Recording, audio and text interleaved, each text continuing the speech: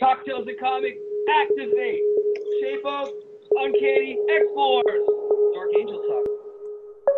Are you going to do your Yeah, thing? It's our catchphrase. Hey guys, welcome once again to another episode of Cocktails and Comics, where we drink tasty beverages while bringing to you a comic of the week that we're discussing. Today, we bring to you the Dark Angel Saga. A small town in Montana has been wiped out, and in its place, an alien landscape has grown. What is Tabula Rasa? Having traveled to the Age of Apocalypse, the Uncanny X-Force, along with the amazing X-Men, have teamed up to stop the heir of Apocalypse. Can they work together to stop the Age of the Dark Angel? Find out. Aces. All right, guys. Welcome back to another episode. So with me today, I've got Nick. Hi, Nick. And I've got Mr. Eric. Yes. And Justin. All right, guys. So, what are we drinking tonight? Justin, you've always got the nice brews going on, the expensive, well-aged barreled stuff. What we got tonight? We got a nice Talisker 12-year. Sweet. Delicious. I will be right there. All right, Mr. Eric, what do you got? I'm boring. I just have a gin and tonic again. G&T. It's Classic. too hot. It's too hot. All right, Mr. Nick. Brooklyn Bel Air Sour. Nice. So refreshing. Looks like you've been enjoying it for a while now. Or did you just start? There we go. He's got it back up. And got myself a nice Saison. It is a Celia Saison. Saison. Apparently, it is gluten-free, and it's brewed with orange peels. Are they sponsoring the video? They are not. Yes. Yet. Yes. All right, Working on guys. buzz marketing. Yeah, right? Man. So much stuff I can capitalize on. That we can capitalize on. Nothing split four ways. It's nothing. This video has been brought to you by Lamborghini. Get your Lamborghini. Half of this video brought to you by Bugatti. All right. So, question number one. Always question number one. Usually, actually, question number two, because the first one is what are we drinking? But let's talk about the writing. So we've got Rick Remender writing this.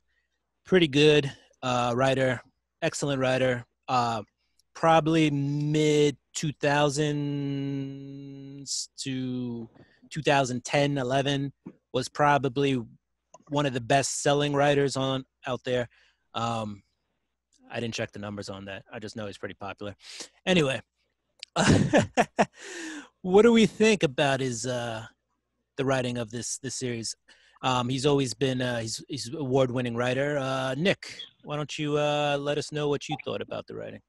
I kind of like the witty banter between everybody. I like that they don't like each other personally, and you can see like the little snippy comments and whatnot. That was my favorite part. But overall, I just think it's a masterpiece. It's my favorite comic book of all time. Ooh, all right, that's big. Bold claims. Bold statement. Eric, what do you think? It's good. Yeah, I mean, it's he has a good grasp of these characters. I think his, especially when he leans into the banter and sort of the sardonic humor, I think that's where this kind of shines. I feel like a lot of the more weighty emotional portions of the story are a little ham-fisted, and you could probably do this story in about 2/3 of the length. Especially if you go back to issue one. We kind of are for this purpose, I feel like we're doing like the second half of the story. But I mean, I feel like there's there's a fair amount of editorial that could have gone into this, I think. But his storytelling is solid. I think he does some really fun things, especially with the horseman characters, which can sometimes be like throwaways.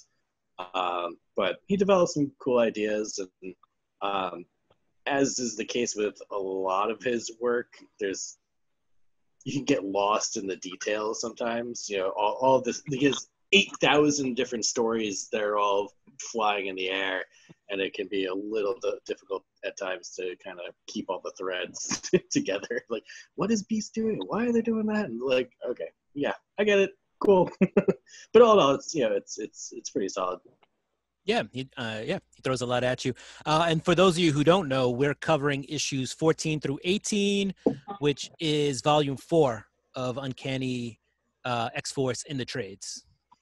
We skipped the first 3 issues, which are book 3. So we're starting with book 4, which starts the Opeña run on the art. But we'll get to that. But skips all the time in the actual Age of Apocalypse. Right. Exactly. We're already back from the Age of Apocalypse by the time we start this. And Justin, what did you think? No, I think he's definitely well versed within, like, you know, the X-Men folklore. So he adds a lot of depth to the characters that when you're reading it, it's like, you know, it's not blindsiding you. You can tell that he's definitely got a good take on it. The writing is very thorough, but not too deep. So when you're reading through it, you're feeling like you're getting a lot of substance, but you're not overwhelmed by it.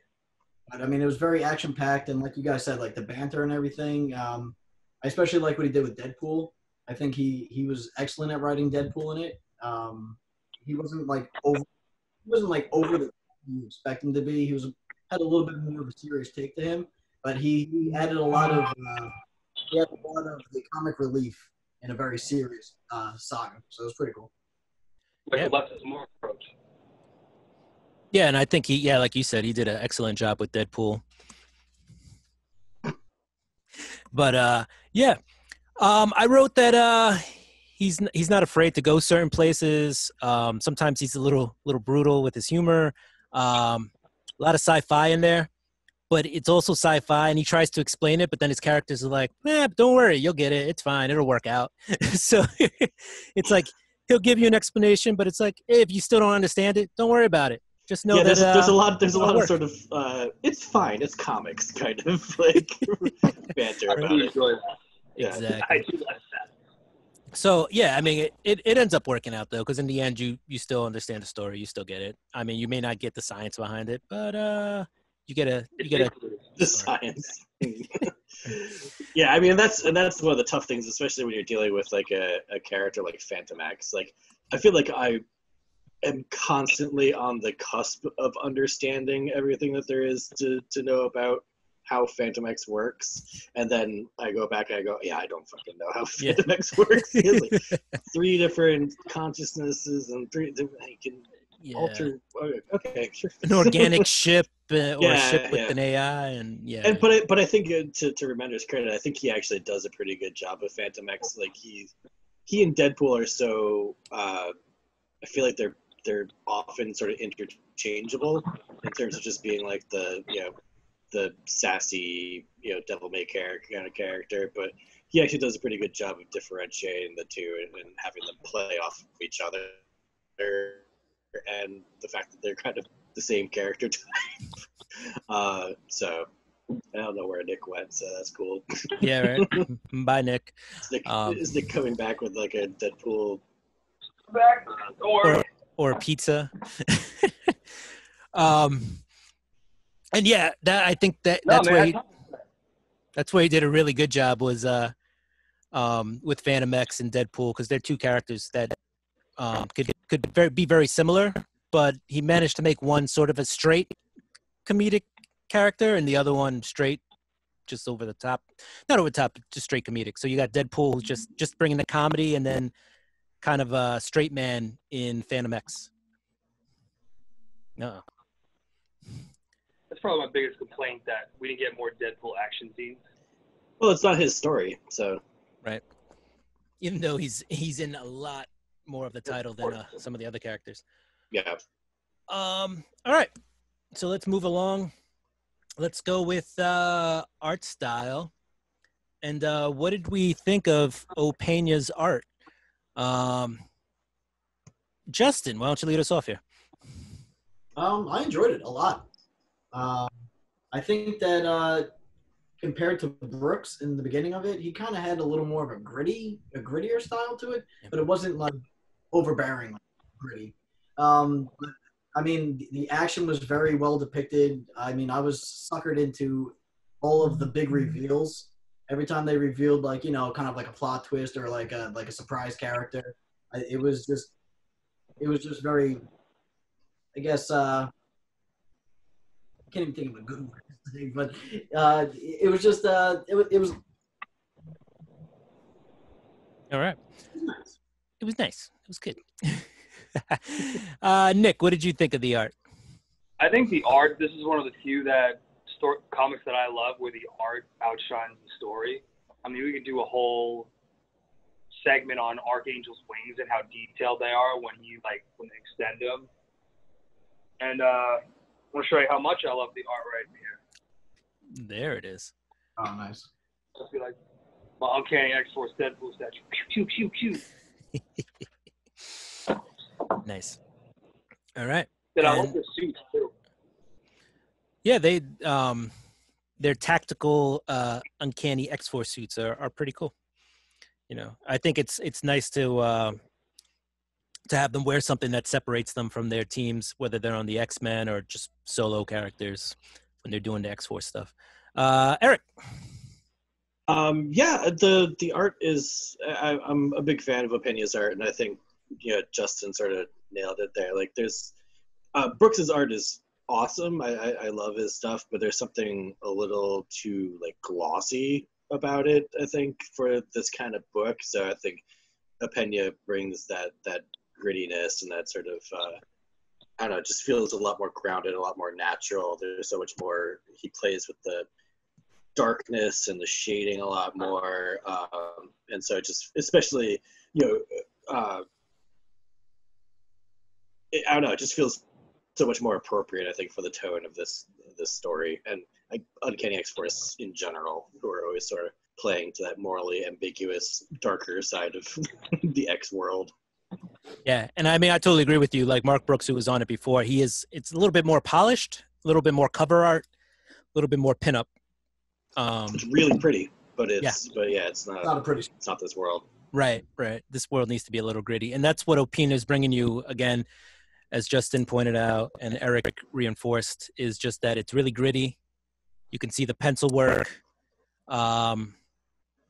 Yeah, and you could just see it come through. It actually comes through the coloring, the pencil work, the grittiness, the lines. So the colors don't, the coloring doesn't actually cover any of it up. But yeah, totally works for this dark age kind of saga. Yeah, and I agree with Nick's statement about the wing design. The stuff that he does with that is super awesome.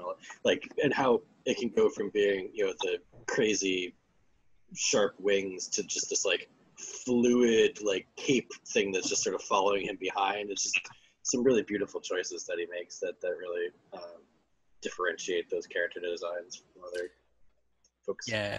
No, yeah, amazing. Yeah, and that was excellent point out, Nick, on the art, those wings. And the fact that he could just stab so many people with those wings. Like, yeah, fucking chops Holocaust's mom in half, just like. Where did he get his own Apocalypse armor? Like, that's one of the things, like, I just kind of, it's a comic book, okay. Like, he just had an Archangel Apocalypse armor. I mean, you have to dress for all occasions. Yeah. You dress for the job that you want, not the job you have. When I dressed as Batman, I was in HR. There you go. But yeah, no, excellent points, guys. All right, let's go with the. And I think we've talked about this already. So we talked about our impressions of this X team a little bit. If you guys want to expand on that, go ahead. Like their team dynamic or whatever. But what I think I really want to know is what characters or character for you guys stood out. So Eric, what character stood out for you, and how do you think they gelled as a team? Well, I think Betsy stands out the most for me, and she's always been one of my favorite characters from the X books, and that dynamic between her and Warren, and the sort of what's the word I'm looking for? The codependency, I guess, that they have. This idea that they're both in this relationship with a sense that they want to save the other one. And so, are you actually in love with this person, or are you in love with like what it does for you and your own sense of identity? And they both have such fucked up backgrounds. Like both created. People love fixer-uppers. What was that? People love fixer-uppers. Sure, yeah. And there aren't many bigger fixer-uppers than Warren Worthington and Betsy Braddock. Like both of whom have had their lives wiped out and rebuilt in somebody else's image, becoming killing machines that they never wanted to be. And I think that they Remender dove into that dynamic pretty well. So she definitely was probably the standout character for me, and I enjoy the time that we got to spend with them, and especially the sort of last issue of this arc where we get to have her give that moment of peace to Warren as everything's being wiped away once again. Yeah, and I like how you brought up how they're turned into these things, because there is a flashback scene with Angel where he's talking to Professor X, and he's like, "Yeah, I guess wings aren't exactly, It kind of sucks, man. Like, it's a bummer." Yeah, and Professor X is just straight up, yeah. Yeah, this dude blasts shit out of his eyes, like she can move shit with her head. He got wings. Yeah. But yeah, he got a heart. It reminds me of the Rick and Morty episode where Summer, her superpower is that she can grow her nails really long. Right. And then do Rick and Morty, or wasn't that a Family Guy episode? It was a Family Guy. It was Meg. Meg. It was Meg. Yeah. Yeah. But yeah, and then I mean, eventually Angel just ends up as this assassin with the blades that shoot out of his wings. So he's like, "Look at me now! Look at me now! Who's just got wings?" All right, Justin, what stood out? Which character stood out for you? And any team dynamic you liked in particular? I mean, I kind of like Phantom X, just due to the fact that personally I haven't really been exposed to a lot of him in in the works. So for me, I kind of was jumping on his bandwagon, and I knew that he was trying to kind of take the lead, especially once Logan Wolverine went down. He did his best to really kind of commandeer everybody on the team and not only act in the best interest of the world, but also trying to secure his own love with Betsy. So, Yeah. I mean, I think the team worked really well. The fact that you can tell that there was a little tension between some of the characters, there was that history there, but at the end of the day, they did what they had to do to get the job done, and the self-sacrifice and the commitment to really just doing the job was, I think it worked really well. Yeah, true. I liked Phantom X, even though he's, like Eric pointed out earlier, just such a complex character. so hard to figure out what's going on there. Nick, who'd you like? Obviously, Phantom X, I thought shined the most, but I will say I love Phantom X and Deadpool as I could just go for their own little buddy cop comic series. When they're like, oh yeah, let's just call it X-Men and say there's a rogue assassin robot, 2 mercenaries, and Wolverine burnt and can't confirm this. Perfect. They did work really well together. When he's like, "Are you eating my cheesy cham chams or cheesy chum chums or whatever it was?" I loved in spoiler alert in Final Execution when he goes, he doesn't get the only fully developed character arc when Deadpool tries to save Evan. Yeah, but yeah, they totally did play off each other well. Deathlock is also one of the MVPs of this too. I like him. He's like barely in it. He just kind of pops in and out every couple of issues, but then he just kind of goes full psychopath and then comes back at the end. It's like, I love everybody. Come here, give me a hug. It's like it's the weirdest fucking arc. Yeah, but yeah, he was so so cool. Genesis' haircut was perfect, and I just want to get that out there. I'm jealous of it. Yeah, but yeah, I think for me, yeah, Deathlock was definitely one of my favorite characters. The hippiest cyborg, which is fine. I don't mind you bringing it up. Saves me time having to talk about him. But yeah, my favorite part was when he had to, when War puts him under that spell or whatever, and he rationalizes that war is a construct, and like love is part of. Well, love is a choice, and war is a part of just man. And I know I'm oversimplifying it now, but love was a choice that you could make, and war was an inevitable thing. And he just chose the better half, or like to love was to be human or whatever. And so he chose love, and then he just goes in this whole like love rampage, and he's like, "Oh, I love Deadpool," and like, folks, yeah, Deadpool gets obliterated in this, and Deathlock apparently puts him in a sack and brings him back so he can regenerate. Yeah, it's a pool. Get it? Yeah. And by the way, a lot of people get dismembered, cut in half, stabbed, keistered, knives in them. Yeah. So if you like people getting obliterated, go ahead, pick this up. It's got all the gore you'd ever want. All right, on to the next question.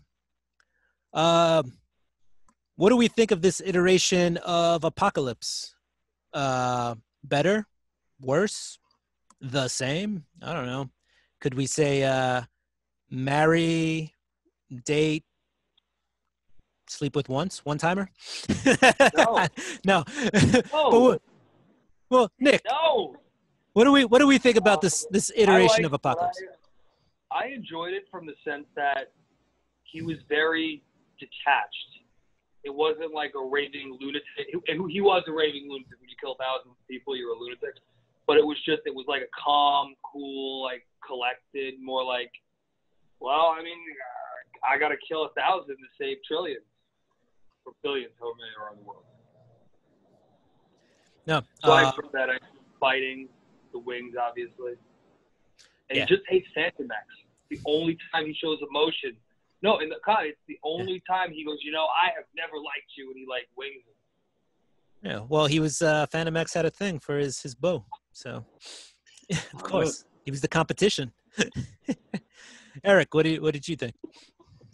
Yeah, I mean, I feel like Apocalypse, the old school Apocalypse is a little one note. In terms of just his single-minded approach to attaining his goals. And Warren in this situation, I don't know that it's necessarily any more interesting or more complex than the old Apocalypse, but what's interesting is watching somebody who makes the choice to go in and take this position rather than somebody who was just born into it, so throughout the course of this, Warren, is making choices and continuing down this path, in spite of whatever road marks are telling him that it might not be a great idea. So I think that process, watching somebody sort of fall apart in that way and fall into this sort of megalomania is more interesting for me. And also, I think there's like, for all that he's kind of cool and detached, there's also a little bit of excitement, I think, in him seeing, the rebirth of this world, when they put the seed in and everything starts growing and the civilization goes through. He seems to be actually like legitimately excited and interested in this. It's not just like yeah, it's good, my plans are coming to fruition. It's like, look at all this cool shit, like, that's awesome. Look how cool things could be, and and so you can give him a little benefit of the doubt, I guess, in terms of his motivations there. So that's a nice little shading for him. Yeah. Justin? Yeah, I mean, going off of what Eric just said, I mean, the one thing that I did like about Warren's take on it was the fact that he didn't need his ego to be stroked. Like he didn't need to be placated and for people to kind of just throw themselves at him. He was more dedicated to the actual like the moral behind his actions, where he really did just want to eradicate humankind and let mutant kind of supersede everything. So I mean, it was great to see him kind of just really delving into not just having the power, but what the power really beheld. Yeah. Yeah, I think we covered most of it. Yeah, he was just on a new note, a new apocalypse. He let it known from very on that pomp and pageantry, wasn't needed. He was just ready to do what he needed to do to start the world over, so that mutants could be worshipped. And yeah, he was a different take. And I think, as Nick brought up and everything, like just his physical appearance, usually the old Apocalypse is like, really big and brolic or whatever in that suit. And this guy was different. He was a little bit skinnier, but had the wings, deadly assassin wings, had a different mindset. And you could tell there was still a little bit of, it wasn't something he'd been doing for millions of years. There was a new mindset to it. Even when they were about to destroy Montana, he tells the kid, go hug your mom and tell her you love her, so there was still some humanity in there. And you get the feeling that, even though he was an Apocalypse and he was dead set on doing what Apocalypse does, he still had some little smidge of humanity in him, which, made him just slightly different than the Apocalypse is. Like, I know what I need to do. I know what I want to do. Let's destroy the hesitation, humanity. right? What's that? The hesitation, right? Where Genesis goes, there's something wrong, and then like he snaps back out of it. Right. Yeah, just that slight amount of hesitation made him just a little bit different, a little bit human. All right. So we've made it to the end, fellas. Final question. Amazing. Nobody's passed out yet. Still got some beverage left. And this this is the part where we just give our overall thoughts on the title and, whether it worked for you or not. Eric. Yeah, I think overall, I think it's an enjoyable read. I think it's the strongest story arc of Remender's run on this. Because the rest of the book has a few ups and downs. This is definitely the apex of it here, and his best character work and best sort of just general plotting.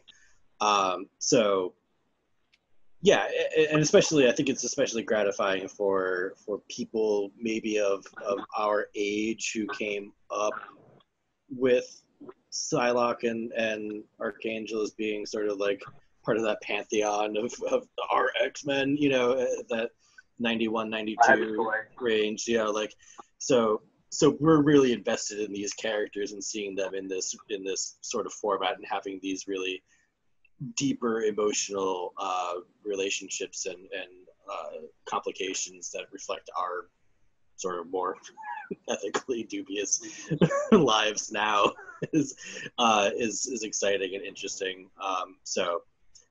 Yeah, I think it's totally worth giving a read. If we're doing the grading, I think I give it A-. All right, A-. Justin. I think it was a really good modern day kind of X-Men story. I mean, for me personally, I really have kind of fallen off the wagon with following the X-Men, X-Force kind of stuff since, reading my older brother's stuff back in like the 90s. So to kind of get in touch back with this kind of dark storyline and everything, it kind of brought me right back into the Marvel universe, which I was very excited to jump right back in.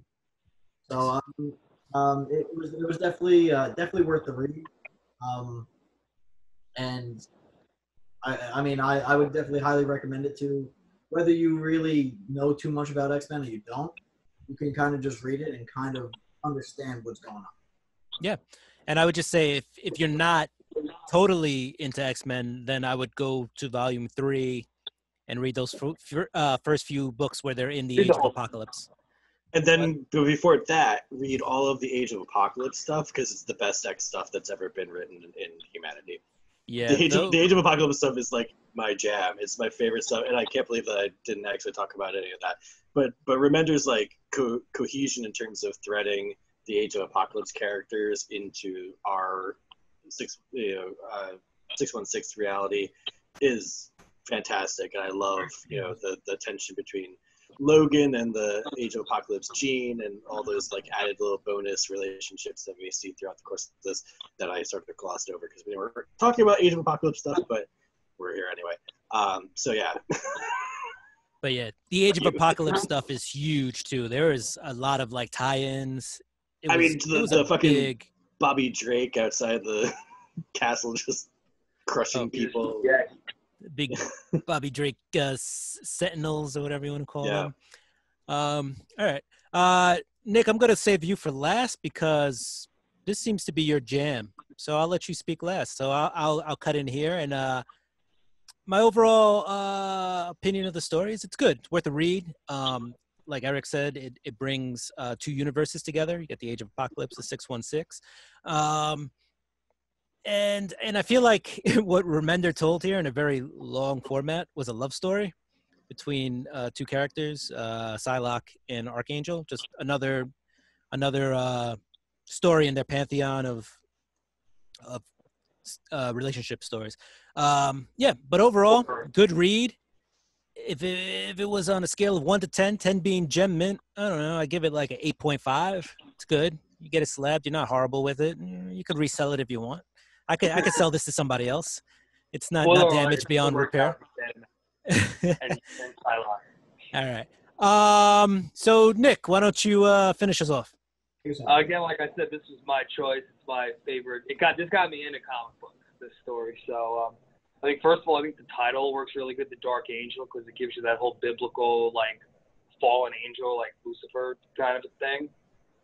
And I just think it's really cool because it's a nature versus nurture kind of topic. You see it when Warren gives in and spoiler alert, they make a clone apocalypse, Evan or Genesis, and he comes out and defeats. That's the only reason they win.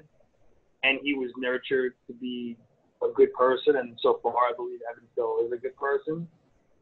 So overall, I think the 14 to 18 I think are great, but the first 18 issues of the series are my favorite in comics of all time. I mean, I wish we would have spent more time on AOA.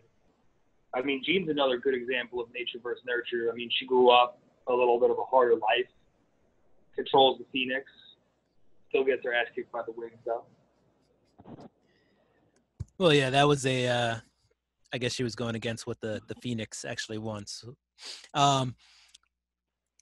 But what is actually really interesting here, guys, is we talked about Age of Apocalypse, and we talked about Uncanny X-Force, and we never once really brought up Wolverine. And he's in the book, guys. Wolverine is in the book. We didn't bring him up. So if you're looking for a story that's actually really cool, has mutants, is in the X-verse, and doesn't have Wolverine as the forefront, this is also a read for you. Well, less is more. He does have one of the best moments though when he takes out War.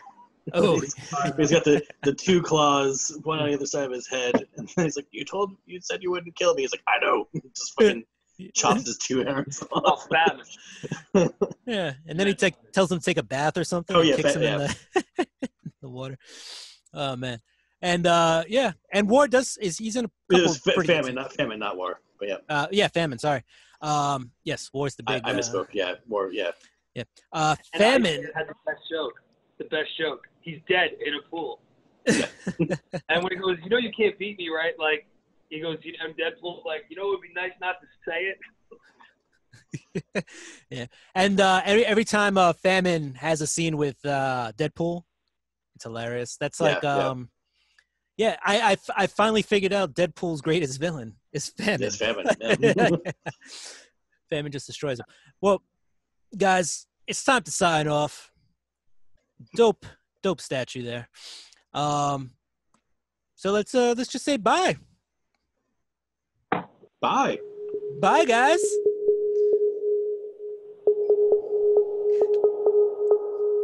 All right. See you later. You kids in the business, this is what we call a teaser for tomorrow. What's in the box? I'm just gonna do the intro and then we'll go into it. Oh, I thought that was it. I thought we were done. Part 1, part 2, just drop them in consecutive days. Justin, did you stroke out? No, good? you like my song, guys? Nice. There's Frank Sinatra Nice. hanging up there.